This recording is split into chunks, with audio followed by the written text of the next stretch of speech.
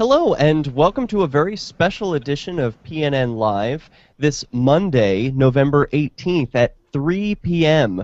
We will soon be tuned in to the C-SPAN 3 Senate Homeland Security Committee meeting happening today in New York, right now, live, as we hear commentary from Davi Barker of ShinyBadges.com and Thomas Hunt of MadBitcoins and the Bitcoin Group.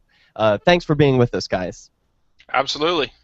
Thank you, Derek. And without further ado, I'm going to get started on the video and commentate away. It can be used to purchase real and digital goods across the world. Some proponents believe that digital currencies can prove valuable to those in developing countries without access to stable financial systems. Others believe it could prove to be the next generation payment system for retailers, both online and in the real world. At the same time, however, virtual currencies can be an effective tool for those looking to launder money. What are you guys expecting from this? He already mentioned laundering money, and we're only 1 minute into this. Children around the world. I was expecting uncertainty and doubt. Have seen increased attention from them to law enforcement, from investors and entrepreneurs stress that point. Recent months. I anticipate that the standard will be that everything is prohibited until it is given permission, and so they'll probably propose applications or permits or licenses before you're allowed to use a digital currency. As a whole. Oh, come on. There'll be some Democrats there. They'll say it's a positive, modern technology. It's very exciting. There's a big future to it. There'll be some upside. And navigate. Now, during this commentary, we were just joined by Benjamin Bartholomew of GoodMenDoSomething.org. Welcome, Benjamin. Multiple platforms. And we're talking about what we expect from this hearing today. In 2001, we received for every email that came in to us from constituents in Delaware and across the country. For every email we see, probably 10 to 15. Oh, for some reason I was muted.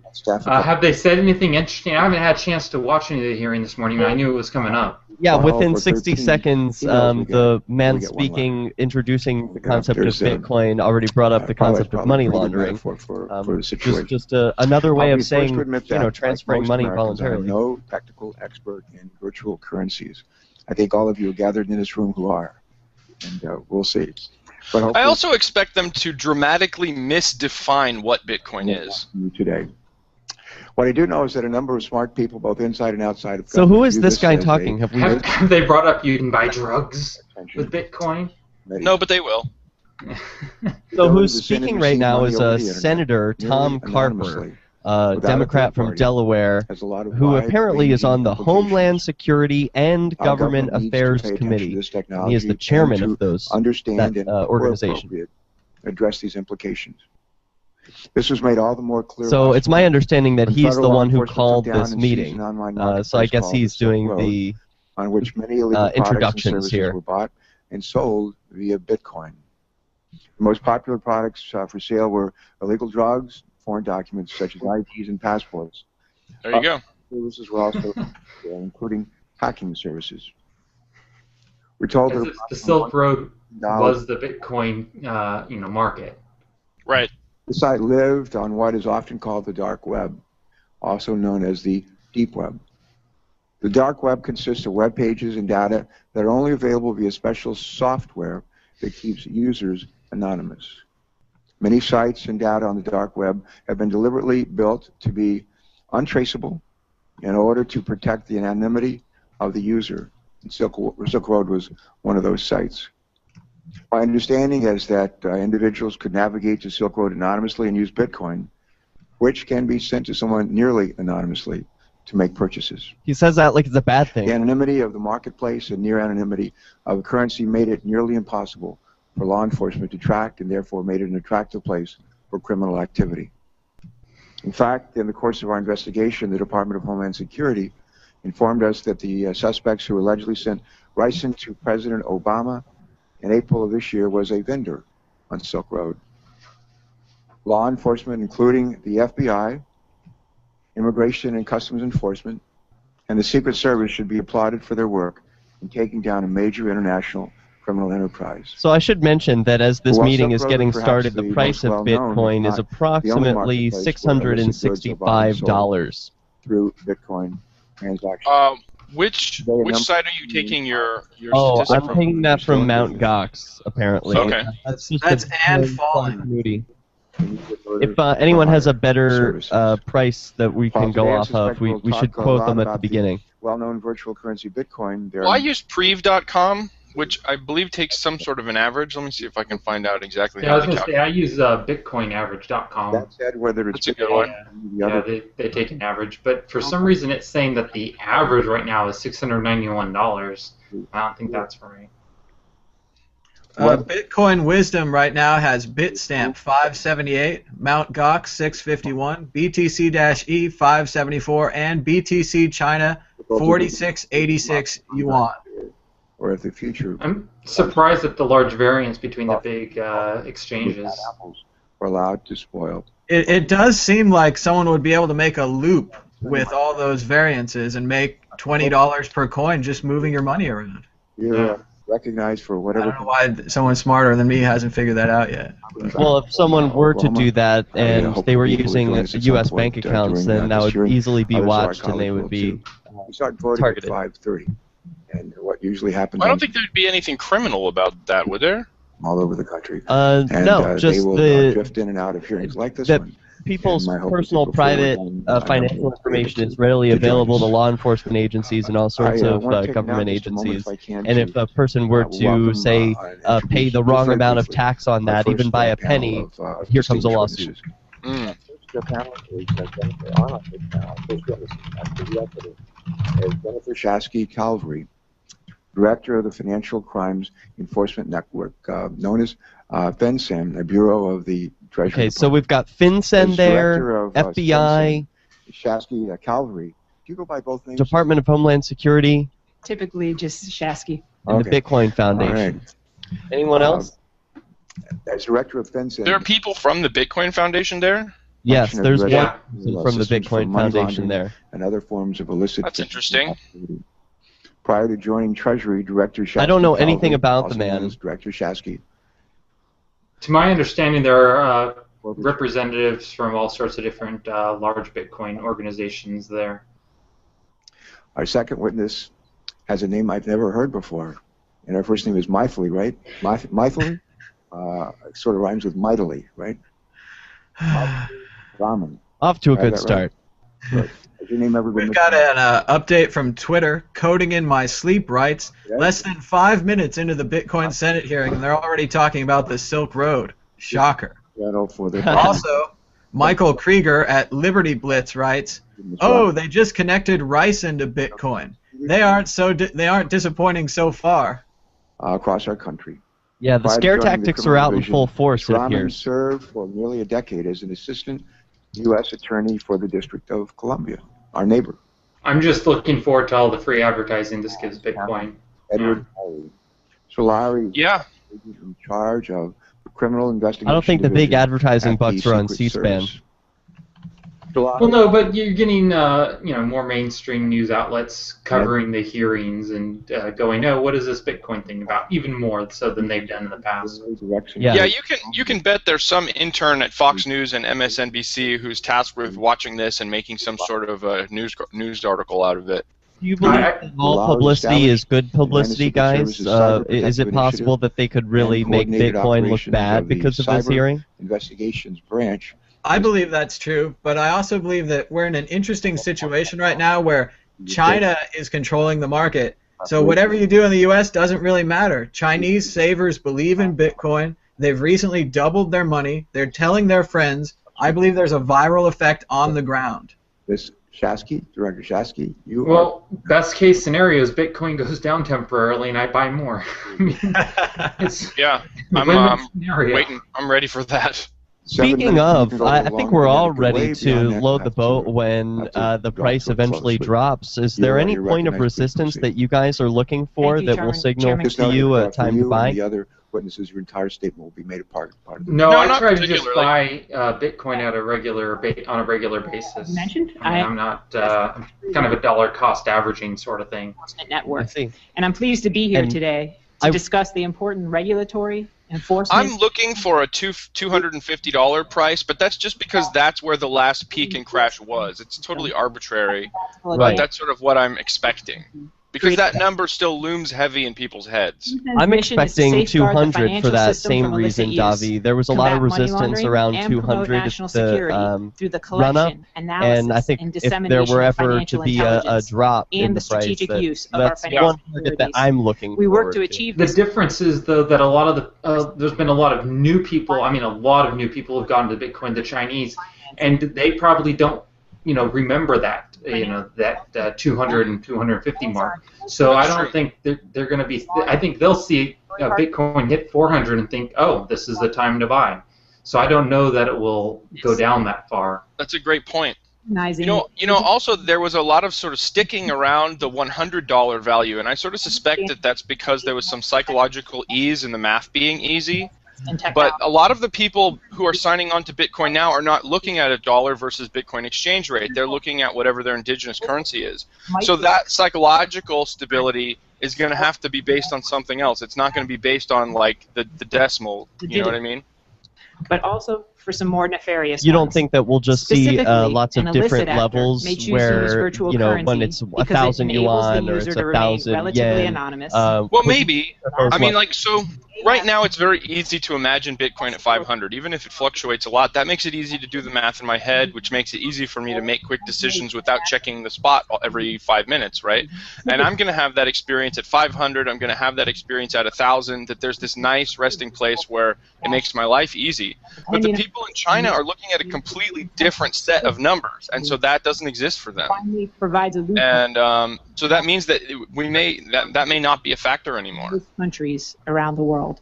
An interesting Indeed, comment. the idea that illicit actors I'd also might like to exploit take the vulnerabilities of time virtual to currency to introduce launder money a new is fellow not who's merely joined the theoretical. discussion, Mr. Liberty Jeffrey Reserve, Tucker a of virtual currency Laissez-Faire Book administrator Club, engaged in a $6 has billion joined in money this laundering operation, roundtable discussion on facilitating the credit card historic fraud, first identity ever theft, meeting on investment fraud, Bitcoin that the computer government is hacking, having. narcotics trafficking, Thank you for and child joining us, pornography. Mr. Tucker. And just recently, the Department That's very nice to be here. Thank you for inviting me.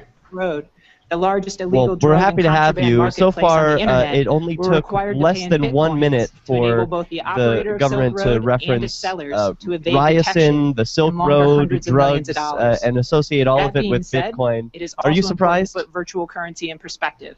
No, I mean, there's just massive ignorance out there, and government, that's all they really care about is compliance, right?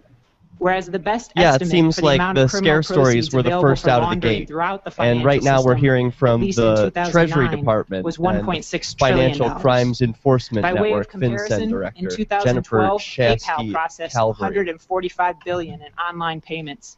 Western Union made remittances totaling $81 billion. This is all they really care about is everybody goes along with the plan, and Bitcoin wasn't part of the plan, therefore it's Growing imperative. concern. To date, virtual currencies have yet to overtake It sounds like they're making a list of businesses that will be wiped out by Bitcoin. for criminal purposes. It's a little Anne Randy for me. July 2011, after a public comment period designed to receive Yeah, feedback that's from interesting. industry. Speaking of FinCEN Ayn Rand, this released two does regulations bring which to update memory several some scenes definitions from and provide Atlas the needed Shrugged, flexibility to where accommodate different meetings are innovation taking in the place payment among systems bureaucrats space, who are fearful including of virtual currencies. what under different our economic pre-existing policies will bring. regulatory So framework. this is interesting. This last March, Well, Right. the truth is, Derek, how can they compete with Reardon Steel? His steel is better than theirs. Like, it's unfair. It's unfair. is covered by our regulations. Honestly, I'm excited for what I hope will be a moment when they go, okay, so how do we regulate this? And one of the people they've invited to give testimony goes, you can't. For them to just kind of sit there in silence going, what do you mean we can't? The best interest Be of local completely government confused. to comply with these regulations for a number of I think reasons. it's also worth noting First that I've is been the watching idea the of corporate price here, and there's Legitimate been a financial decline in institutions do the not go into price as business with this the aim of laundering money on hearing behalf has of criminals. begun. In the first Any 15 financial minutes, we've institution seen could be a price exploited for money decline of laundering about purposes, $20. What is important looking on is for the institutions Bitcoin to put average controls site. in place So to deal with do you those money laundering think that threats and to meet this their hearing is AML any way reporting responsible for obligations. the price drop? At the same Or do time, you think this is being just a good a corporate too citizen small and of a complying with time window to regulatory tell? responsibilities, I'm not ready to say that it's causal because we've been seeing a lot of volatility in the last week anyway. learned about its So It's hard to say how much of a drop you could credit with this hearing. Yeah, I agree. I don't think this has anything administrator or exchanger where they know they're. I wouldn't be surprised if there are some nervous Nellies out there who see a hearing and go, and they're not really into Bitcoin, and they're like, oh, I better get out before this whole thing gets shut down. But I don't think they make up enough of the market to drop the price significantly or for long. Positive development for this. I'm looking at BitcoinWisdom.com right now, and it looks like Mt. Gox dipped to about 615, but there's heavy buys buying it back up to about 624. So. Capacity to empower customers and expand access to financial services. Exciting. We want such advances to continue. However, those institutions that choose to act outside of the law will be held accountable. FinCEN will do everything in its regulatory power to stop abuses of the U.S. financial system. We have proven our willingness to do just that by using our targeted financial measures under Section 311 of the Patriot Act to name Liberty Reserve as a primary money laundering concern and entering into rulemaking to terminate its access to the U.S. financial system. We stand ready to take additional regulatory actions as necessary to stop other abuses. As the Financial Intelligence Unit for the United States, FinCEN must stay current on how money is being laundered in the United States so that we can share this expertise with our many law enforcement, regulatory, industry, and foreign partners, and effectively serve as the cornerstone of this country's AML CFT regime. We are meeting this obligation in the virtual currency space as we continue to deliver cutting-edge analytical products to inform the actions of our many partners. We are committed to remaining at the forefront of developments in the days and years to come. The administration has made appropriate oversight of the virtual currency industry a priority, and FinCEN is very encouraged by the progress we have made thus far. Thank you for inviting me to testify before you today. I'd be happy to answer any questions that you may have. Thank you so much for being here, for the meeting you had with our staff in the last week, and for your testimony. Thank you. Ms. Rahman, please proceed. Good afternoon, Chairman Carper, and thank you for the opportunity to appear before the committee today to discuss the Department of Justice's work regarding virtual currencies. At the Justice Department, we look at virtual currencies through the lens of criminal law enforcement.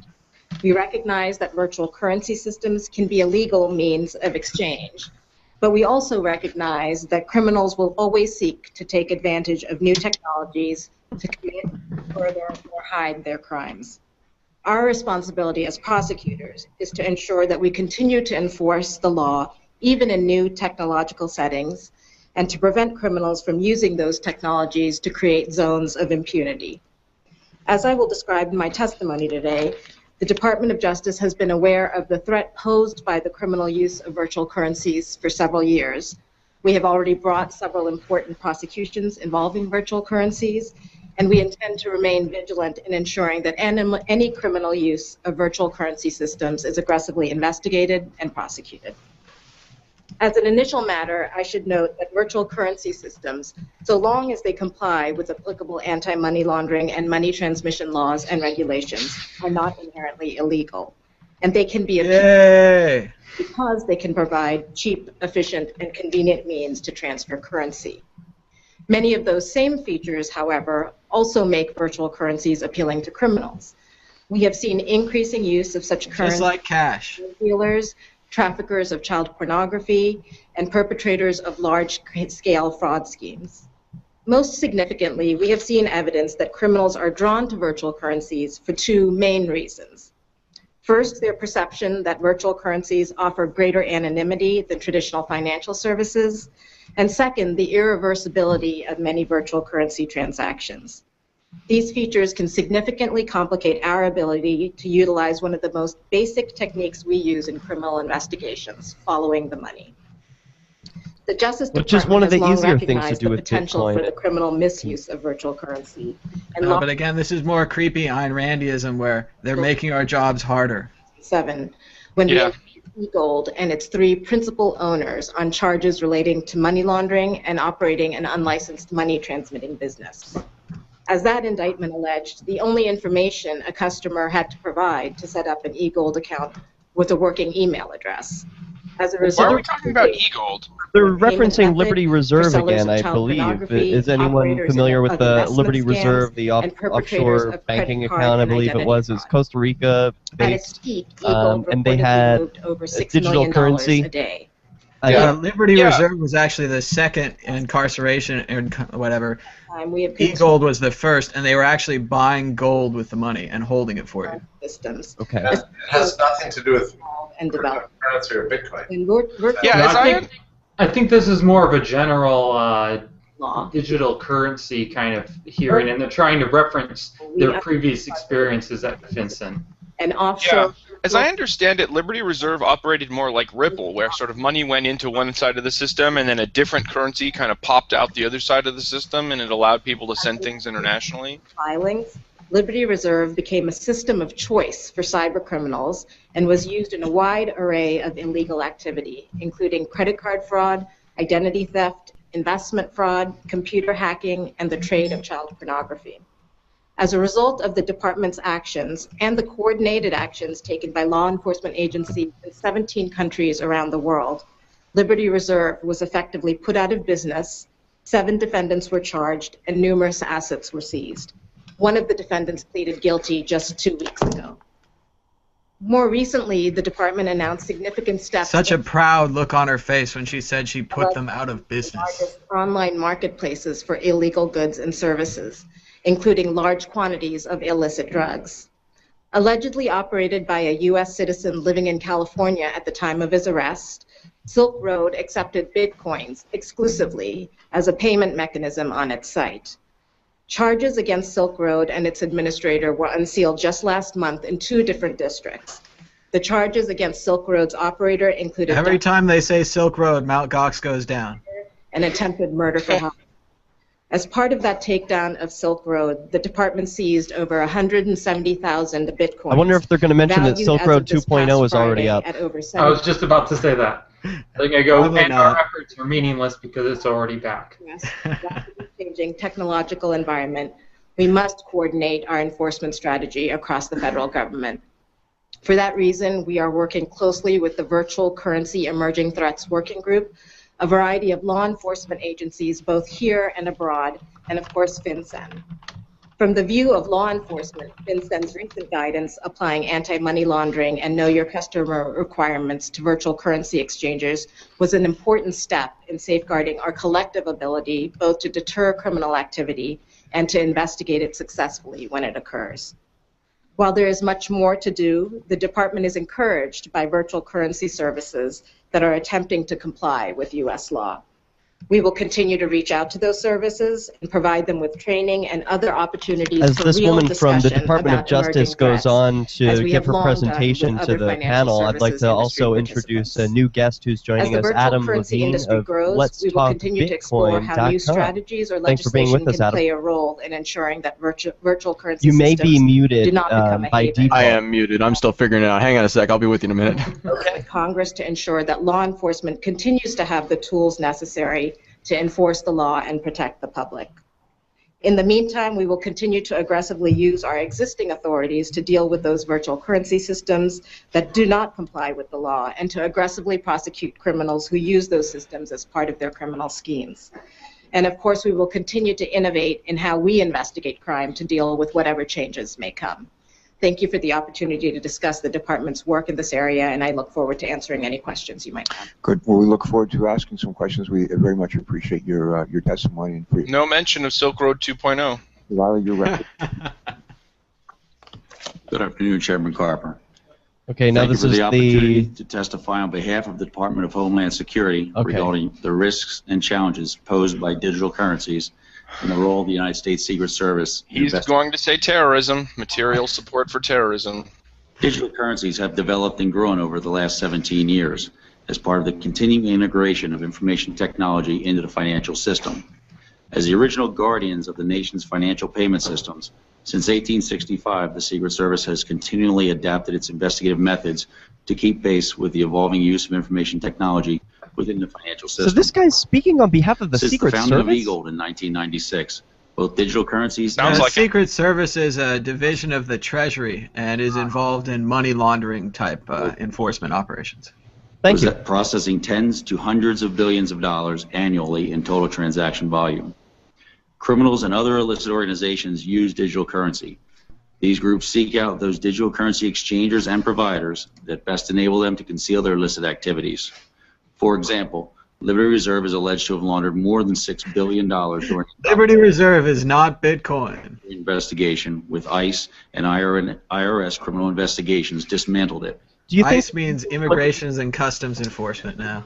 I see. Do you think they're using Liberty Reserve as an example of digital currencies because it's not Bitcoin and because it was easier to take down and they don't want to open the can of worms that Bitcoin will be? Investigate criminal activity. It does seem like Liberty Reserve is an incredibly unusual example of the success that they had taking down digital currency in the past. It doesn't seem likely they'll be able to repeat that in the future, so I would focus on it too. It could also just be ignorance. It's entirely possible they don't understand the distinction between different digital currencies. Have been charged and convicted for money laundering in violation of 18 U.S.C. 1956 and 1957. As FinCEN emphasized in March of this year, digital currency administrators and exchanges have legal responsibilities under various anti-money laundering laws, Title III of the Patriot Act, the Bank Secrecy Act, and FinCEN regulations. DHS law enforcement works closely with interagency, state, local, and international partners in conducting criminal investigations in their respective jurisdictions that may involve the use of digital. That's, of course, the uniting and strengthening America by providing appropriate tools required to intercept and obstruct terrorism act of 2001. With authority to investigate computer intrusions in violation of 18 U.S.C. 1030, one of the Secret Service's strategic priorities is proactively investigating transnational organized cybercrime and defeating these illicit organizations. So does anybody think that anything is actually going to come of this that isn't going to be like, you know, a little bit of arm waving or like a report being issued or something? Numerous leaders of major cybercrime operations. I think what comes of this is people who have never heard about Bitcoin before will, a lot of people will be hearing about it from sources that they find reputable, like C-SPAN. Right. There's a certain point to that. I mean, it seems like everything Washington does stops and actually ends up promoting it. You know, yeah. Time and again. So yeah, probably in a strange way, this is from those criminals. a good thing for. Many cybercriminals made extensive use of digital currency. Right, I agree with that. As a marketing technique for Bitcoin, it seems like it's a real win. But I mean, like if you're, I mean, I don't know. I'm just trying to. Some people are putting so much importance on this. Like Thomas, you're watching the Bitcoin price relative to what's going on with the hearing right now. So I mean, clearly there's kind of an expectation that something might happen as a result of this. But I mean, I watched lots of Senate hearings and very little ever comes of them, it seems like. And Liberty Reserve. But there's something historic about them taking Bitcoin seriously. Like Bitcoin used to have no Senate hearings, and now they have one. So it's just a big change from 0 to 1. Which was yeah, I totally agree with that. And like I've been predicting since about January that in November we would have congressional hearings. It just was funny that it was the end of November instead of where I bet, which was the beginning of November. But it's, yeah, I mean, this is the natural course of things, right? This is how it has to go. Used by a wide variety of criminals. One of the things doesn't mean anything. Thing about this particular meeting, Adam, is that they brought out the guns for this one. It's not that they're meeting with a bunch of people making their policy recommendations or senators or anyone like that, not even techies. They brought in security, like Homeland Security, Secret Service. These are people who are armed, who use weapons to track people down and hurt them and put them in cages. These aren't like the regular money regulatory people. Well, of course, you've got FinCEN, but they brought out the guns for this meeting, which says to me that they want to show their teeth. They're afraid. Right, I agree with that. I think that this is posturing much more than it is an attempt to actually enact any sort of anything. It feels like this is like whether or not Bitcoin is going to be good or bad. The perception is they have to get out in front of it, and so that's what this feels like to me. Is it feels like whether or not it's establishing that they said, "Hey, look at this Bitcoin thing. This is a great idea. You know that if only we can stop it from being used by the terrorists." I mean, it seems like win or lose, they're posturing. They're saying this is dangerous, but also it could be the greatest thing since sliced bread. So whether or not they win, they still get to be in the history books as the first Congress people who got on board, as opposed to the comparison in the internet days where the early attempts by the federal government were to restrict the internet and restrict aggressively the types of business and commerce that you could conduct on the internet. I think that if you look at those arguments now, it's obvious that those people were idiots and short-sighted and lacked vision and wrong. And there's a desire to not be that guy this time around. Important topic, and I look forward to your question. Larry, thank you so much, and again, thanks to each of you. I would say, Adam, that the earlier sections had a incredible theatricality to it and a certain Ayn Rand feeling of it's making our job harder, money laundering is easier, this is not good for us. But they didn't seem to have anything concrete that they were going to do to change things. And there were a number of concerns raised. Okay, well, I'll tell you what, these are going to be going for a couple hours, so I'm going to leave you guys to this, but I will watch the live stream. Okay, you're welcome to join us anytime if you've got more info. Thanks so much, Adam. Okay, great. Take it easy. Cheers. Just walk us back in time, if you will, the early days of the internet when you guys were in middle school. Before that. And to talk to us about some of the early concerns that we had with the bad that made the criminal activity that could flow through the internet. And at a time when this senator doesn't seem to be taking a very serious tone. He's almost conversational. Coming month, as people celebrate the holiday season, by a lot of commerce that goes. He's already admitted he's not a technology expert. People on Twitter are doubting why he's in charge of this commission. We never imagined anything like YouTube, Wikipedia, Google searches. Pretty amazing what it's become. The ability to download music, video. Although in the early days, I recall hearing a number of concerns about the bad that could flow from the internet. Is this a good corollary or not? And if so, how? And if not, why not? And we'll start with you, Ms. Shasky.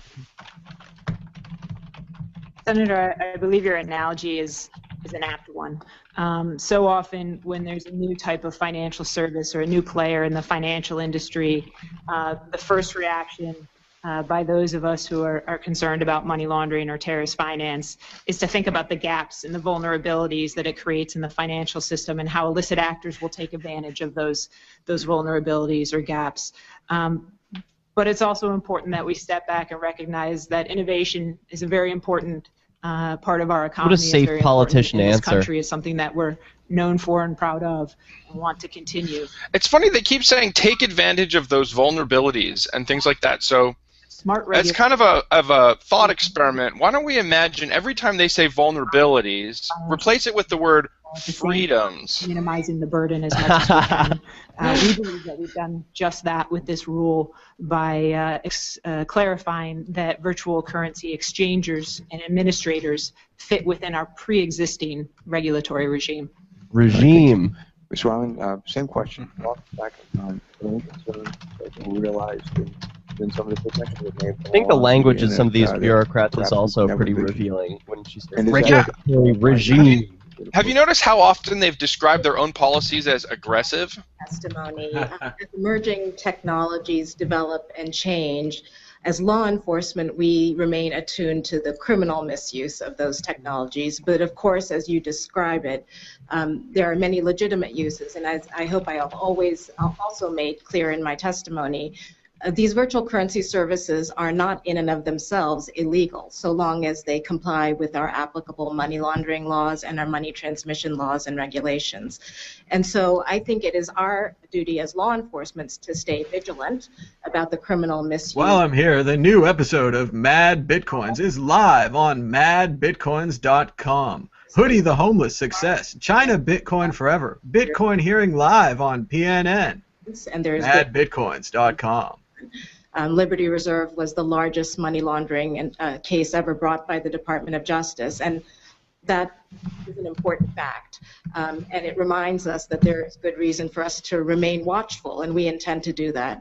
But we also intend to balance that against the need for legitimate users to use those virtual currency systems. Another politician answer. Okay, good things, bad things. Mr. Lars, same question, please.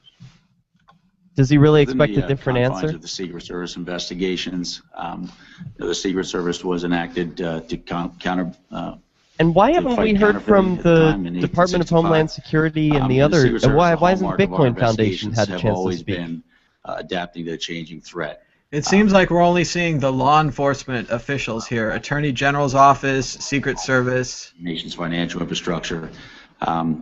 In the 80s, it was access Are we to still in the introduction phase, or is this their testimony now? No, major they've given impact their on the financial testimony. Now system, they've gotten a and question. it naturally segued Okay. directly into computer crimes. In recognition of that fact, as I mentioned in my The question testimony, being, the is there some good Electronic to Task Force Bitcoin? model, And they're all is saying yes. widely respected throughout the country, and it is the way that the service stays Bitcoin price is climbing on that sentiment. threats that can come from the internet. All right. A couple of years ago, there's a film out called Dillinger, and my wife, who's usually not a fan of gangster movies, I haven't seen this movie. when I went to I feel a uninformed. theater complex in Delaware, and one of the films showing was Dillinger. She said, "Let's go see that." I said, "Okay." And I'll never forget one of the scenes in the film. Dillinger and his gang, they made their living robbing banks, as you know, shooting people up and getting away with it. And near the latter part of the film, they were on the run, and Dillinger looked up one of his old compadres in the bank robbing business to see if he couldn't give him a hand. And I remember they met, and it looked like the top of a top. How could this possibly be relevant? He's already gone over a minute with this Dillinger story. I believe this is Dillinger from 1973, directed by John Milius. Phone calls. And Dillinger, Well, I know who John Dillinger was. I mean, there's a lot of sort of mythology around John Dillinger as this sort of very successful criminal. He was running the operation. He didn't rob banks anymore. And he said, "You're stupid to do that." He said, "This is the future. This is the future for criminal activity, the way to make money." And I suspect for some people, they see this is a future for them to make money through criminal activity, whether it's in pornography, child pornography, where it's in money laundering, human trafficking, any number of activities. But we figured out how to deal with those guys in that film, wearing their shirts and ties and doing illegal activities, not robbing banks anymore, not shooting. Is he serious? We figured out how to deal with that. How confident you are that we're going to be able to deal with the potential criminal behavior? This was all the setup for a question. He doesn't even have a point. Was Mr. Lowry. And the second part, I said, what role does Boy, the that's just legislative embarrassing. body, These are the people at the helm. You know, three branches of government, but what roles does the legislative body?Ose of us who privileged to sit in these seats, what role do we have to play? I mean, this to is make the sure head you have politician resources you need spearheading to this meet charge. The dark side of this technology. He's a joke. I agree with Ben's comment. It is more likely that he's referencing the 2009 movie Public Enemies with Johnny Depp. The first of their kind investigations. We specialize currently in the transnational cyber criminal. Of course, historically, John Dillinger was gunned down in the back alley of a movie theater in Chicago after his girlfriend ratted him out. It was not the investigation, it was the reward that led to the murder of John Dillinger. System device fraud, identity theft, and computer hacking. You spoke earlier about the change and there's a famous internet group that has a quote going around about John Dillinger died for your sins. The criminal. It used to be that we had to worry about, back in the days of early access device fraud, we had to worry about someone dumpster diving or trying to get an actual, image of your credit card. Dumpster diving, that's Hackers, the movie, 1995. And These guys have done nothing to stop identity theft. That's entirely credit card companies. laws. We are consistently, aggressively, and strategically investigating, trying That's to a great point. to The direct our investigations credit to the cards highest do quite a impact, bit to stop within the identity theft. confines They of have the huge existing data laws, centers, I which, think, I believe there are bigger, plenty of cyber criminals in prison right now. That would completely be pretty dedicated to effective. just making sure that The second half of my transactions question, are and, legitimate. I'd ask you to respond to it. And If then government were in charge of stopping identity theft, I mean, it would entirely. It would all be stolen. Well, if you hack me and steal my Bitcoin wallet or access to it, congratulations, you've stolen that, but you haven't stolen the rest of my identity, all my other information. Whereas if you hack, Visa or MasterCard, they have all of my personal information. My personal information is tied to that account. It's not tied to my Bitcoin address. is working. Well, maybe with Bitcoin's a little bit enforcement, different here in that people are agencies across the personally country, responsible but they're for working their in a money for the cohesive, first time ever for a collaborative lot of manner. people. Whereas And I'm before, encouraged the to see that government might be would the case. guarantee that your money was What advice safe. would you have Now people on are the personally legislative side? responsible, and it seems How like can we be supportive the and- government doesn't know how and to handle that, because them better keeping your enable you money to do safe was really them it's keeping really their hands difficult on your money. as this new technology appears before us. Well, I believe it goes back to the most important part of being able to do this job is the hiring, developing, and retaining of a highly qualified workforce. Obviously, Are they recruiting? gifted investigator. They need more money. They need more money. International criminals down.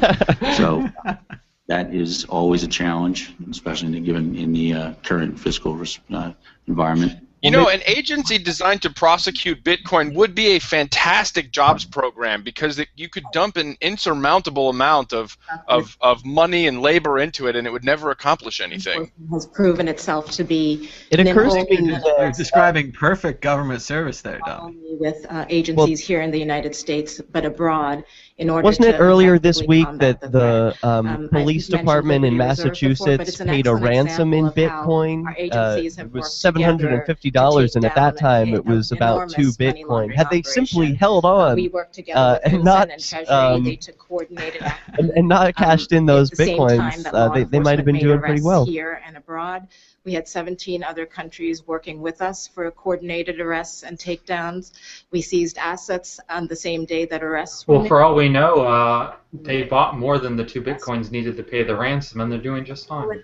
And creative enough. Well, that's what and I'm saying. Why aggressive shouldn't it enough to be part able of to combat the government threat. That doesn't mean agencies' that we're not unaware of the like challenges that are financial posed by virtual plans to currency. And have there some are assets on the specific books, challenges including Bitcoins? that are Why not? inherent to virtual currencies that we are remaining attuned Well, and to. how did they determine the value on that ransom when they hold them at trial? Are paying attention to the fact that some Unclear. virtual currency services may be based in countries that have laxer regulatory oversight is of concern to us. Uh-oh. There are Control what other people do. obtaining customer records, I like when they make up words, laxer. challenges that go along with I just heard the word freedom. organization. Other countries that have more freedom are dangerous. We're up to the challenge. We're continuing to work together to ensure that we are innovating as criminals are innovating, and that we stay one step ahead of them. As for what the legislative branch can do, I think as for our criminal statutes, we feel confident that the statutes that we have available to us, our money laundering statutes, our money transmitter statutes, are broad enough to encompass the activity that we've been talking about this afternoon. And in fact, those statutes are the ones that we used in eGold and Liberty Reserve, for example. And of course, to the extent that What criminals motive could are these using agencies virtual possibly have currencies for as part wanting of to their take criminal on Bitcoin? enterprises, Wouldn't it the be actual easier for them to substantive criminal sidestep this statutes issue are and say also it's not under our applicable. purview? For example, if a child exploitation enterprise. They seem to be taking direct responsibility for it as if this was a kickoff to an enforcement type action. Child exploitation statutes. And so we feel confident that the statutes that we have on the books are flexible enough to. Well, their interest is that all of them are funded with tax dollars, and so when they see something come down the pike that makes it difficult for them to collect taxes, all of their jobs are being threatened. Right now, and we'd be happy She to says work, she's confident, continue but the to work tremor with in you her and your voice says staff to different. ensure that we let you know whenever we need those legislative tools. All right, thank you. Ms. Skatsky, would you respond to that question as well, please? Sure. Actually, the two questions. Well, I mean, in a way, all these people are on autopilot. They're just saying what they're supposed to say and what they've been Passing the Bank Secrecy Act and the U.S. Patriot Act seriously. already give Nobody's going to stand up and say, you know, I don't think we're actually going to be effective at all.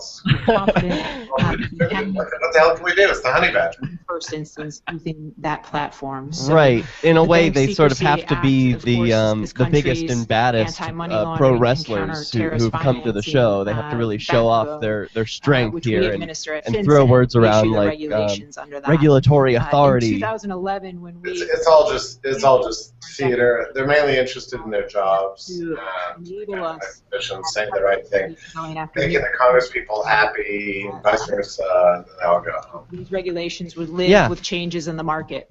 What we found is that it's that's a good point. These people are not. Currency has come more strongly to the it's unlikely that they are taking on a grandiose sense of responsibility to smack down Bitcoin. They're really just probably in the back of their minds just thinking, I want to get through this day. I've been very nervous. I wonder what my boss is going to say. I wonder how I'm going to look to my friends. This is probably the types of things that they're really thinking about. They're thinking about cocktail hour already. Institution as being a primary money laundering. Incredible volume on Mt. Gox pushes Bitcoin back up through 650, 660. Front Liberty Exchange, that targeted financial authority. I wonder who the first politician will be to go, well, who's behind Bitcoin? How do we stop them? And for one of these people to go, it's math. It's going to go. That's how it works. And we would. I would like to see someone who is knowledgeable about Bitcoin give one of those sort of verbal smackdowns to a senator who's asking a question like that. If we do get that kind of testimony, I hope that there is a camera on their facial expressions. if I could, you said several new payment methods in the financial sector. Does anyone know the schedule for this hearing? Are these the only speakers we're going to see?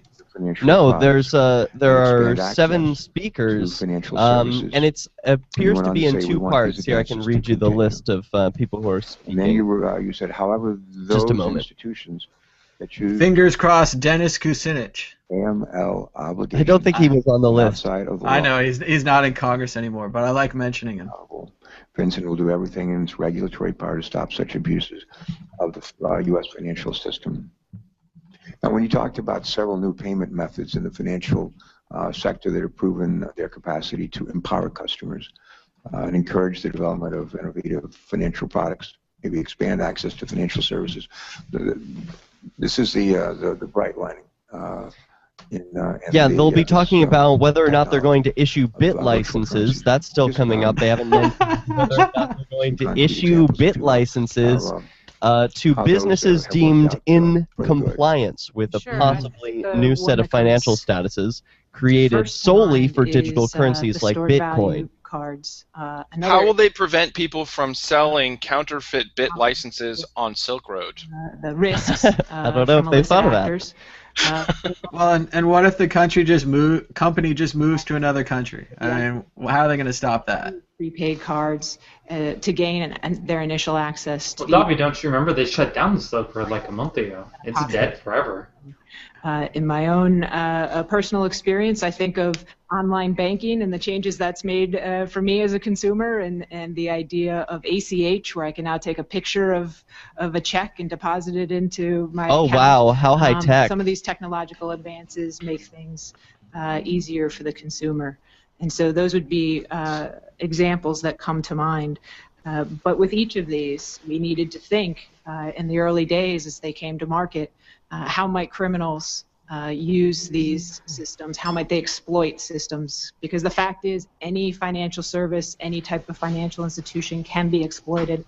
Cash is probably well, still we the lost best one medium Jeffrey for laundering Tucker, money. and we gained one Michelle Seven of Michelle7.com. Thanks for joining us, Michelle. You're probably muted from the get-go, but if you unmute yourself, you'll be welcome to commentate on the show.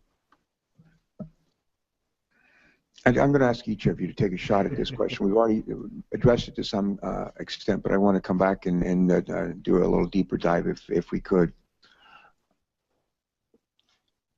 The question I want to get to, and I want to come back to. I wish this senator had his questions prepared ahead of time. He's awful. That would include Bitcoin, fit into our current legal and regulatory. And he stumbled over the word Bitcoin. How prepared was he for this? In the last come back to me, if you will, with some further thoughts on whether you see any. Come on, Derek. To be fair, I'm sure a lot of these older politicians are just now getting to being able to log into their own email, so cut them some slack. Part of the question, the second half of the question, were which agencies.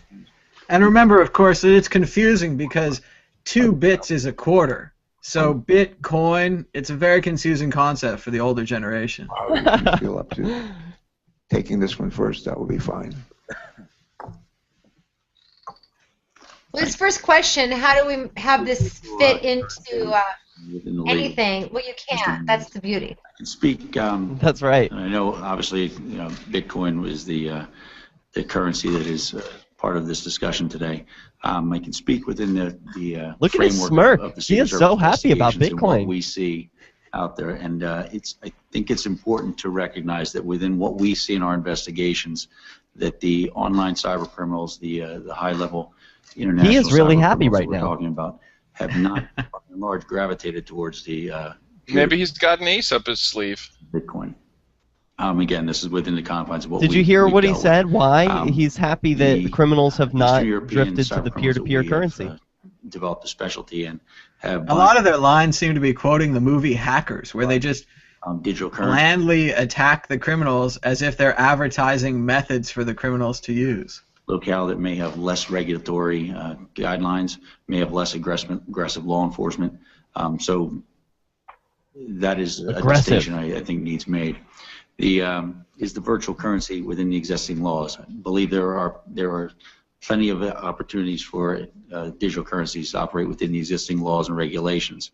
And as far as the Secret Service investigations are concerned, as long as they fit within the laws and they comply with existing FinCEN guidance, then there would be no violation, no reason for the Secret Service to look in. The second half of the question: which agencies do you believe need to be at the government's work on? You like that? All falling down. Yes. Recognized a few years ago that a joint effort was needed, and the FBI set up and led the Virtual Currency Emerging Threats Working Group, which is now the working group that my colleagues here and many other agencies participate in. It's borne out to be very fruitful. It's a forum that allows all of the agencies that you'd want to be at the table, the Treasury Department, our law enforcement agencies, even within the Department of Justice, the FBI, DEA, and other agencies within the Department of Justice's prosecutors. We have U.S. And what is that costing the taxpayer? Criminal Division, the Asset Forfeiture and Money Laundering Section. That's all billable hours. Billable hours. Participating. OFAC, IRS, and a number of other. It doesn't cost me anything, huh? We think our necessary participants are in fact participants. We also have foreign law enforcement that participates in that group, including the National Crime Agency in the UK.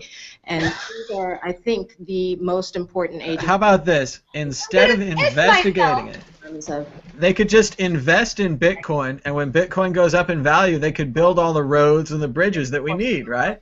And we're Imagine that.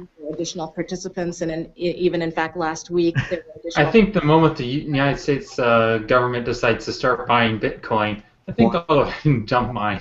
The countries are from within this country. Like, I won't trust it at that point. Last week we. I wish I was there so I could ask them. Domestic agency that should be at the table, and we've invited. Like, should you buy There'll be another Bitcoin? one. That's the beauty of it. It's going to be an evolving process. It's proven so helpful thus far, and I think we are intending for that to continue to be an important forum in which we can talk jointly about what the emerging threats are, what agencies can do to coordinate across the government, both here and abroad. As for the regulations and the laws that cover virtual currency, I feel confident that currently our criminal statutes that we have used in our prosecutions thus far have been effective tools. Our money laundering statutes have been very effective in our ability to prosecute e-gold, Liberty Reserve, for example. Our substantive criminal statutes, That one example that we can come up with. And murder statutes. That one time it worked in the past. To charge the administrator of Silk Road. And our money transmitter statutes, which is 18 U.S.C. 1960, has also been used to prosecute Liberty Reserve and some of its principals, for example. And so I do think that we have the statutory tools for the most part that we as prosecutors need. No, you're completely overlooking. I would like to know how much it cost versus the taxpayer versus how much was collected in remedy. Like, where is the our money laundering statutes through the it must have cost millions of dollars to track down the Liberty Reserve, Silk Road, all of those. I doubt they get their money back. I guess actually, though, if you think about it, the government's creating jobs for all of those prosecutors and police and over the years several updates that we remember the government has significant Bitcoin holdings thanks to busting the Dread Pirate Roberts. The questions in turn. This is actually good for them. They're promoting their own product today. FinCEN has never opined and still is not opining on whether virtual currency is a real currency or a commodity, as those questions are outside of our purview. Are they? We are the outside your purview. Can't you think? How can they investigate and hold people accountable for something that's not real? And only that. And we tried to make that clear in our guidance this last March. But this country, like all countries, has anyone representing Bitcoin spoken? Financial system from not yet. But also protecting consumers from fraud, collecting taxes, protecting investors, ensuring economic stability, all things that are a part of our regulatory system but outside of the purview of FinCEN. And so to the extent that this body or others feel that it's appropriate to take those considerations into account with regard to virtual currency, we would look forward to working with them to make sure we're... You just talked for 5 minutes and said nothing. All right, thank you. That's what they've all been doing. They're politician types. You all know about the... give us a good question. GAO. And one of the most people, I guess a lot of people in this country heard them. Most people probably have no idea what GAO is or what they do, but they're, as we know, a watchdog, and sort of the Congressional watchdog to make sure that we're minding our P's and Q's. If you want people to know what it is, define it. It's the Government Accountability Office, right? Trying to do it in a cost-effective way. Broad operations, widely diverse operations. Every other year, the GAO comes up with something they call their high-risk list. And when I first heard about the high-risk list, I said, "What is that?" Oh, the HRL. This is a whole list of activities designated by or identified by General Accountability Office to waste money. Every now and then I talk. All right, I gotta go. Talk I'll about, probably be back later. Try to reduce the budget. Thank you, I Ben. want to hear this. I have people say, I don't want to pay any more taxes, but if I'm going to, I just don't want you to waste my money. And one of the things the GAO does, working with the Congress, is to identify ways to spend money more effectively, and also to collect monies that are owed to the Treasury more effectively. And it's that second half of that function I want to talk about. The GAO every other year reports to us, along with the help of the IRS, on something called tax gap. Monies that are owed, hundreds of billions of dollars that are owed to the Treasury, but they're not being... Are they talking about individual taxes, not corporate taxes? The money, but it's a lot of money that goes uncollected. And I'd like to say that number is going down, but unfortunately, to my knowledge, it isn't. At least not just. But what I want to do is, with that as background, just ask you this. When I think about the new types of currencies, I wonder how they fit in to the tax system here in our country. And as you know, we just talked about it, GAO, but they issued a report, I think it was earlier this year, maybe it was May of this year, in which follows my line of thinking and assesses that virtual currencies could present a real vulnerability and actually make worse what is already difficult. Could present freedom. They recommend big red candle dipping below 650. To your paradigm, yes. To taxpayers on the basic tax reporting requirements for virtual currencies. And let me just ask, do you know the current status of that guidance, and what could we expect it to include, and when can we expect it? How much money is it going to cost us to collect the money that we're never going to get because it's not owed to us and it doesn't belong to us? And I'd be happy to begin with that one. So first of all, is the Financial Intelligence Unit for the United States. One thing FinCEN does after it collects all of the information that our financial institutions provide to us is we make that available to our partners in law enforcement, not only for the purpose of enforcing our criminal laws, but also for the collection of taxes. And so we have a very close and long-standing relationship with the IRS and the civil side to help them do just that. The truth comes out. This very last week, we were meeting with them on this very topic, virtual currencies, and how to think of that in our joint work. So something that I know they're taking very seriously. When it comes to guidance on virtual currency for taxpayers, I know there was the GAO report that suggested that IRS come out with some guidance, because there may perhaps be some question as to how to treat different uses of virtual currency for purposes of our taxing regime. And that's right. It's a regime. Refer you to IRS to get into great detail. What I can tell you, and I do know, is that they are working diligently on such guidance, and that. Any idea when we might expect to see it? My understanding is that the GAO report may have set forth some deadlines. I think it's usually 60 to 90 days. I can tell you they're actively working on it, and it's at the forefront of their minds. And I think it'll be very useful guidance for the taxpayers when it comes out. Ms. Rahman, do you want to add or take away anything from what Ms. Shasky said? Certainly not take away anything. I defer to the IRS on the status of the guidance, and I am not personally aware of the status of the guidance. I will say that the Department of Justice was very aware of the GAO report. We took an interest in its findings, and we've been in discussions with the IRS about some of the findings in the GAO report. Okay. Thank you. Ms. Shasky, I think you said earlier, you might say earlier, that FinCEN did not opine on whether or not virtual currencies are currencies or commodities. And I would just ask of you, who do you think should be making that decision? Beyond who should be making that decision? Do we need that decision? Obviously, the Department of Homeland Security should make decisions like that. I'm not sure I know who should ultimately make that decision. I do know it's outside of the... It's not a decision if it's clearly working, and it's clearly working. In terms of... Bobby, is that a goatee or is that a beard? Because Congress has been okay. How do we know? Commodities, the CFTC. How do you know? How do we know?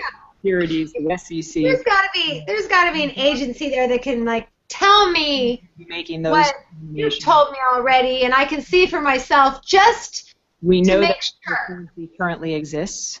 We know that it is being... Well, it's a little sticker that they put on my driver's license that specifies whether it's a goatee or a beard, so that officers who pull me over financial system have no use for that information at all. From laundering money for the purposes of terrorism through our U.S. financial system. Terrorism. So our entire focus. Terrorism. Mark your bingo cards. Terrorism. America. Regulatory scheme, and the nice thing is that the regulatory scheme that we have in place has a scheme in it to change as the landscape changes. It's the scheme regime. If some part of the industry were to ultimately be defined to come under the SEC or the CFTC, our AML, our anti-money laundering regulations, also apply to those areas of the industry. And so regardless, we're going to make sure that we're taking every mitigating step we can to prevent illicit actors from operating through the U.S. financial system. Okay. Guess what? No, we're not operating within the U.S. financial system. Yay! You got that part right. As I think you're both probably aware, a few weeks after the Silk Road website was taken down by federal law enforcement, a new Silk Road website popped up in its place. And it's that's embarrassing. Other similar marketplaces exist. Ooh, they mentioned Silk Road 2.0 is back. Selling weapons, selling child pornography, and in some cases, weapons selling, child pornography, and drugs. Not these are real marketplaces. Yeah, who do they think they are? The government? Scam artists' idea of Is he going to try to get our money back from these investigators? You know, just to be perfectly clear, Silk Road 2.0 has a policy of no longer selling weapons or child pornography. They now have full-time moderators who are screening that. So they're perfectly fine selling drugs, but they are setting a policy against aggressive listings. Absolutely. So the free market regulated itself. The Secret Service. Bingo. Also, they mentioned Silk Road, so the price is going down. We're at $6.58 and falling. that facilitate the online crimes. The Silk Road type criminal forums. 665. Secret Service rising. Or on the criminal forums. Eastern Bitcoin European based predominantly. Used on the Silk Road. Sell. Large-scale trafficking of stolen financial data and what have you. So there are other of these websites that specialize in specific crimes. The other part of the infrastructure is the digital currencies. The use of digital currencies, predominantly the digital currencies that fall outside of the guidance of FinCEN or outside of U.S. law, or in countries that obviously, as I said earlier, have less like all of regulatory controls. And the third is what we call we refer to as bulletproof hosters. Referred to as what? Bulletproof hosting. It is it's a criminal. Is this a plug? Individual who specifically sets up business in a country with very little regulatory or aggressive law enforcement and provides a platform for attacks to be launched against the U.S. criminal infrastructure. Freedom. Read as a country with more freedom. Did he just say attacks launched against the U.S. criminal infrastructure? The individual behind a specific crime, the intruder, the large-scale event, personal data, or what have you. And at times it may be that if we can identify a forum or a digital currency that is within legal reach, within reach of U.S. law enforcement, case in point, Liberty Reserve or e-gold, then it makes strategic sense to take that out of the equation. Ooh, take it out if we can. Can't do it with Bitcoin, though. Won't bring that up. For strategic reasons, quite honestly. Usually to facilitate the arrest of other individuals we're looking at. Why haven't they made a distinction between centralized and decentralized currencies? I think the challenge that you're pointing to sometimes maybe they don't know the difference. Results from anonymity, and it results from it's too technical. Migrating to hidden services on Seems the internet. pretty important if they keep bringing up Liberty Reserve. Services on the internet. And that has been a challenge for law enforcement, but as you've seen from the results that have that we've been able to achieve in the last several years, I think we've been able to keep pace with that, and we've been able to develop tools and strategies to address it. Although it is, I think, as you mentioned, it can be frustrating to the public to see another website pop up after one that the public is so frustrated. Yeah, the millions of customers are so upset. I do think, as Mr. Lowry said, that it's incredibly important for us to be taking those steps, not just to disrupt that particular organization, but to send a message to those websites that that they cannot. That's bitcoinwisdom.com. Is watching. Thank you. And it is not, in fact, anonymous, and it is not, in fact, immune from investigation. And that is an important message to send. We're threatening you. To the results of these takedowns, know that the community is aware, the criminal community is aware when we take these actions. It's important that we do so. It's important that we put the wrongdoers in prison when they deserve it, and it's important for us to put these organizations out of business, and I think we've been able to do that. Well, that was a very encouraging addition. To, the whole point of that commentary was because they were not able to do that. Job creation. I'm going to direct to Mishasky. Well, they were not able to do what, Doug? They were not able to throw the criminals in jail when they deserved it. They were not able to shut down those organizations when it was called for. And she ended that list of aggressive things that they think that they need to do with, I think we've been able to accomplish that. But the whole point was that Silk Road 2.0 is already up. That was what she was commenting on. The things I'll do, you always it's like she totally missed the question. An opening statement, and I appreciate very much your. Okay, so I see in the settings all the different charting styles, but I don't see an option for anything longer than 1 week on a time period. Am I missing something here? What you said, what others have said, some of the questions that we've asked, and some of what It's got a day and 3 days. So just be thinking. Yeah, nothing longer than a week. While they're thinking about that, Ms. Asking, I'm going to ask you this question. I don't know what D means in their thing. That's day. 1 week, 3 day, 1 day, 12 hours, 6. No, but it wasn't like 150 in a day. This looks really big. To move overseas to. No, but I mentioned longer time, like a month and year chart. What if anything, can they? Doesn't look like it. To try to keep businesses in this country, what are we doing that seems to make sense? What maybe more should we do? I think this one is like the beginning of time. FinCEN engaging with international partners on regulation of virtual. No, because it only goes back to November 18th right there, November 14th. So those two questions, please. Sure. So Yeah. Oh, that's a week. first, Oh, I see. keeping business in the It United says 1W, but I think that means something different than States. whatever we think it is. The United States based on perceived or actual regulatory burden. So the I question always believe that to they're gonna this find that FinCEN gain woman is, short-lived. what should we do? Every country, as I mentioned earlier, has an interest in protecting its financial system from illicit actors who would launder money or move money on But behalf we want to protect ourselves from you. tax, protecting investors and protecting consumers from fraud and ensuring a stable economy. And so Protect them by if pointing this guns at payment them. system, this virtual currency payment system about which we're talking today is I wish I going could to short Bitcoin right now. a significant player in the financial system. Regulation It's climbing 670. catch up because it has to. And so Love to like. here is to have smart regulation that both mitigates It's climbing 674. while at the same time minimizing the burdens. I feel confident that at least in the AML CFT What does that stand for? 680. laundering counter-terrorist financing Thank you. realm, we have managed to do that. Go. And met that challenge. Where did we start at the beginning of the hearing? That's going to be borne out In terms of over price, time. it was So, 580. So we've gone from 580 to 680?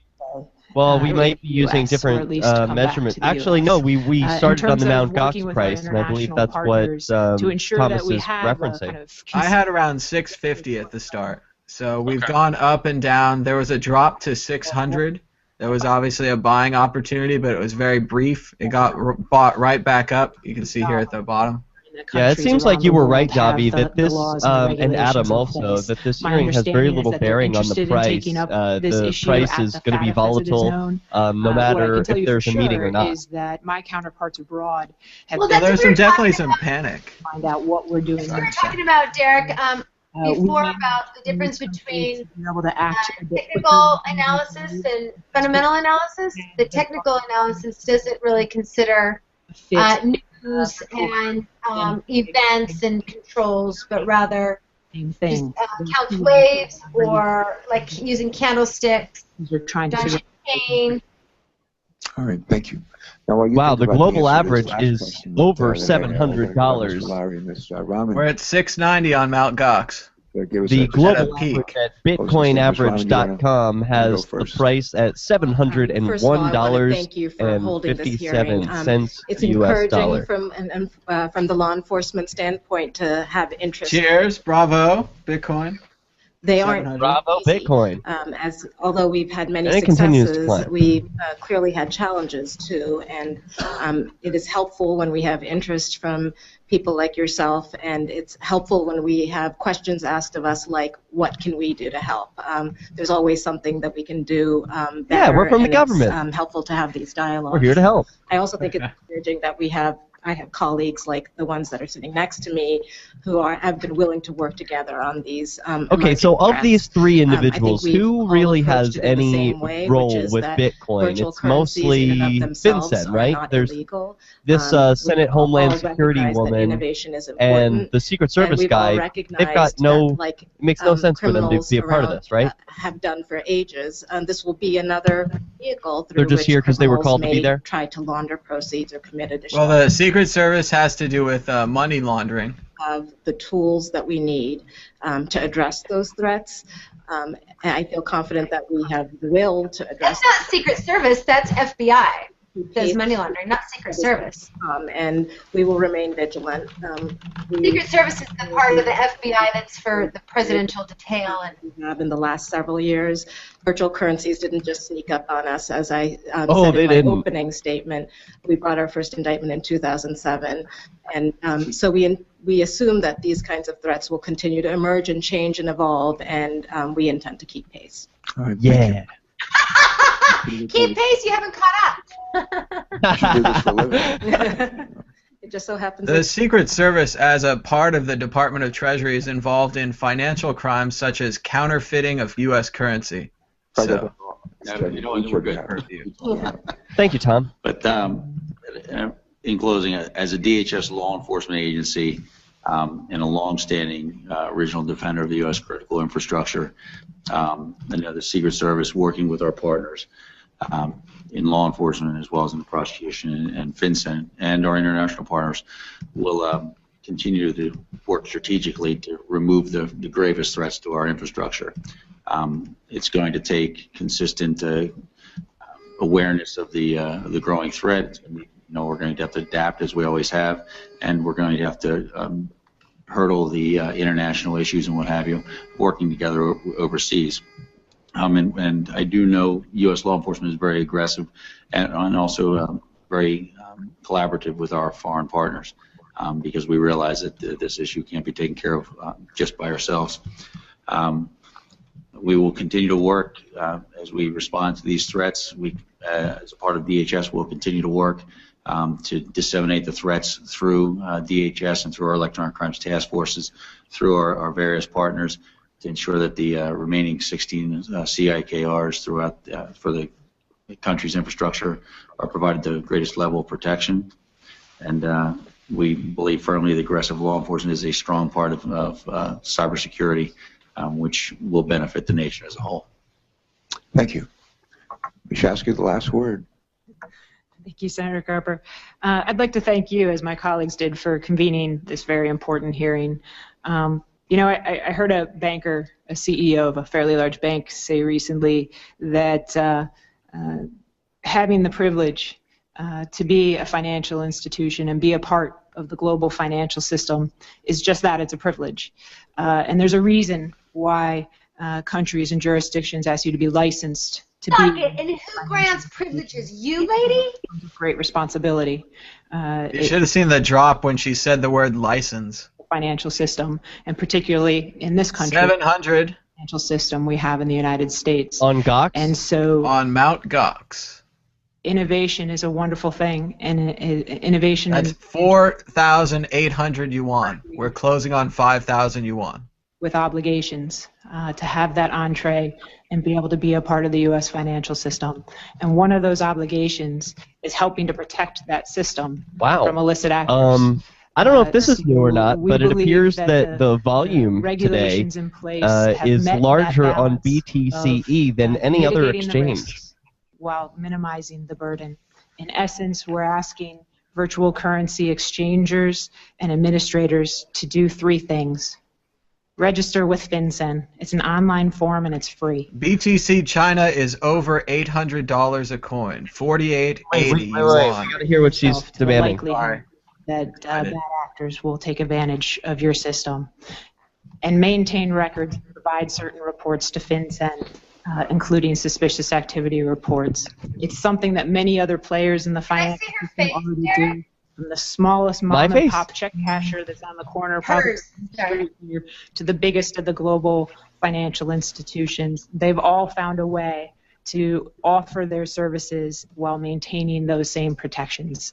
And so that's what we're asking of virtual currency providers. We believe it's reasonable, given that we've seen that virtual currency has, in fact, been exploited by some pretty serious actors. That being said, FinCEN is constantly... If that were the criterion, then the Federal Reserve note would be, we try dirty to money. put parts of the industry together so that they can learn from each other practices for hardening themselves to illicit finance and to share the information we collect from them. She wants people to do three things: register with FinCEN on an online form that's free, at the end of the day, keep records of what they're doing with Bitcoin, which could be nearly impossible for some businesses. Both with industry to see if that's right, as well as our colleagues. And I forget what the third thing is, but she's not painting the whole picture here, because if they register with FinCEN, then they're also going to have to register with their local and state regulatory agencies about like financial regulations, and that can be $1 million, for example, in New York. This is probably a stretch of an analogy, but I'm going to try to. I was just looking at the website for the Office of the Comptroller of the Currency. You wrestle all the time. It's part of the U.S. Department of Treasury.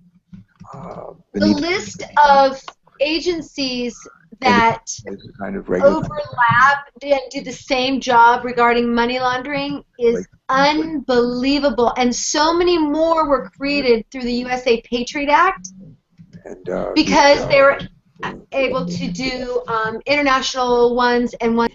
false choice.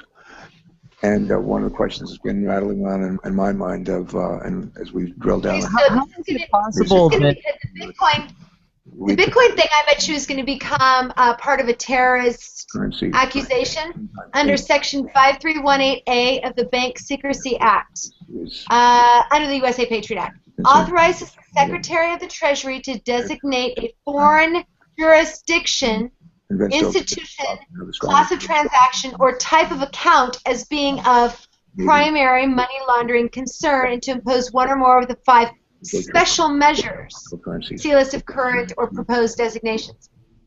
So they're going to find a way to call this internet currency, I bet you, a foreign jurisdiction because they're not complying with U.S. regulatory banking laws. And I bet you that they're going to try to say that anyone that participates in the use of Bitcoin is a terrorist. My hope is that you'll feel free to. They couldn't say that because they've already said it's got legitimate uses. And what do you guys make of the Bitcoin price being higher in U.S. dollars? It's in the 700s when we talk about that, but then the last price on BTCE is something like in the 600s. Well, what's the wild variance in price here? Just a very short recess. Recently, BTC-E has always lagged behind. I'm not sure why. Maybe the troll box drives the price down. In about 2 minutes. But thank you all very, very much for joining us. I don't use the exchanges, but I imagine that however they're instituted differently, the friction within the system would have an effect on the price on that exchange, given how quickly people want to get in or out of the currency. Well, it appears they're taking a quick break, so I'll just pause or mute the video and come back to join you guys. But yeah, it's whoa, I see that funny with the camera there. Okay, well Hi, handsome. Hi. So hopefully that fixed the issue. But yeah, why is it that the global average of the Bitcoin price at this moment? I'm looking at bitcoinaverage.com and I'm seeing a price of $743.22. And it's been climbing since the beginning of this hearing. Now, why would that be the global average? Is that just the global average in U.S. dollars, even though the price in U.S. dollars is lower? Well, remember that BTC China is at $820 a coin right now. So if Gox is at $740, it's going to average up from there. China is driving Bitcoin. I see. So the next people who are supposed to speak, it looks like they're getting ready. There's going to be... Not for allowing anyone else to ban people. Good work, Google. This is a terrific interface. Just unfortunately, so we've had 3 visitors to this video within the last couple of minutes. I don't know how it got somehow posted publicly. This is a private video chat, so I don't know if anyone's going to be able to join it in the future. I don't know how to keep that from happening. Can you just edit those spots out? I wish. No, this video is going to go live as soon as it ends. I mean, what are you going to do? Human body. Someone wanted to share that with us. Yeah. It wasn't very attractive. I wasn't turned on or aroused at all, and that's really strange because I'm a horned dog, and it did nothing for me. Nothing. It did nothing for me too. Yeah. Okay, so I'm curious about something. There's probably a very obvious answer, but I don't know it. So I'm going to pose the question. Okay. Regarding the price fluctuations, is there any chance that could be as a result of fees through the different exchange interfaces that actually. Block that person from joining. I'm really sorry. I have no control over this. People can just pop into the discussion. Dude, I don't like your dick at all, and please, neither does Derek. So hide it. I've never had anything like that happen during any of these discussions, but I think we could at least take it as a compliment that enough people are watching. Some exhibitionist thought it was worth his time to join in. I don't know. You think it's the same guy? Can anyone tell? The name was the same. The name was the same on.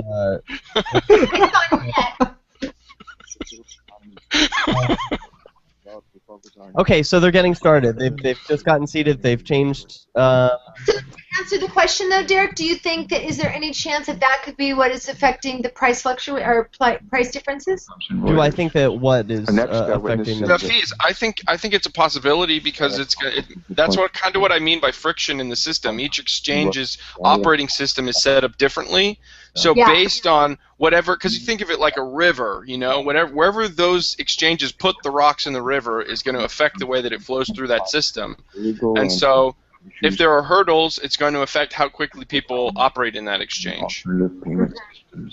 Previously, Mr. Mark worked in a business and legal affairs at the tech company Big Door, as an attorney at a DC-based law firm, and also as an international investigative journalist.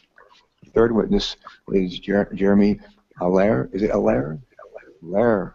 Mr. Allaire is the founder and CEO of Circle Internet Financial, a startup company focused on promoting mainstream adoption of virtual currencies.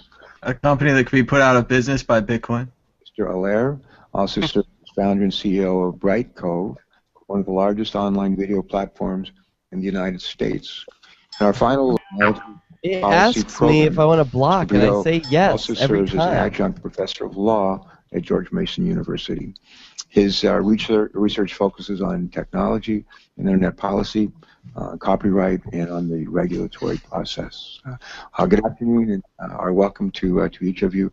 Your entire testimonies will be made a part of the record, and as I said to the first group, you're welcome to summarize if you'd like, and try to keep your comments about 7 minutes. If you go way beyond that, I'll have to rein you in. Otherwise, we'll be just fine.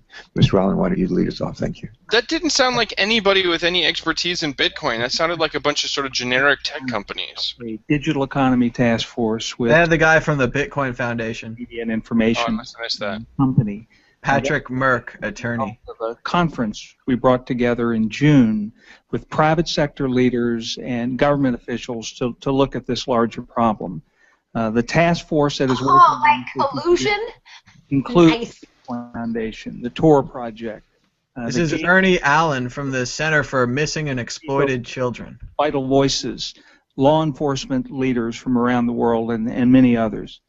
Our goal is to bring people together and work toward reasonable, balanced, effective solutions to its final report in February. I'm just going to have to stop this and start a new one. I really can't enthusiastic continue with this about keeping the happening. potential of virtual All currency. right, go ahead, re-add us or whatever. Social good, So, particularly in helping to bring about financial inclusion for the 2.5 billion adults on the planet Tom, today. how do you feel about without hosting the access next to one? banks, You have a little credit more cards, and the experience mainstream with financial system. hosting these and making However, sure as that you they stay pointed out private. today, there are risks.